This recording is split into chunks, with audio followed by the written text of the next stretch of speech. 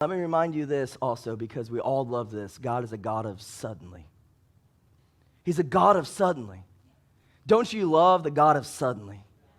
That you're just waiting on God, and then suddenly you believe for something, and suddenly the suddenly happens, and you all you can say is, "But God," it makes your head spin. You're swimming because it's just all taking place so fast. And God is a God of suddenly. We love the God of suddenly, but He's also a God of process. And we tend to lean towards the God of suddenly than we do the God of the process. God works in processes. And really, restoration, God will restore, and He restores suddenly, but God typically restores in a process. He gives some back, and He allows you to strengthen in that area, and then He'll restore some more. Because to be honest with you, some of us just can't handle everything at once, and if we did, we'd just make a mess of it anyway.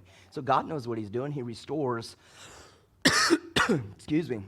He adds to and restores in steps, in a process, and brings back to us. You have to also understand that God is not only working on you and bringing restoration and trying to get you ready for restoration. Many times He's bringing something on this end that He's working on this end, trying to bring it together to bring restoration as a whole.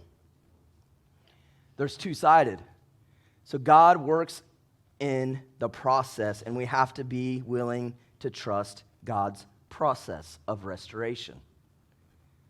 Now, with that, let me encourage you once again to trust God in the middle of the process, in the middle of being patient. Trust Him at His word. Trust what He has declared, that He is faithful to watch over His word to perform it. Judge Him faithful.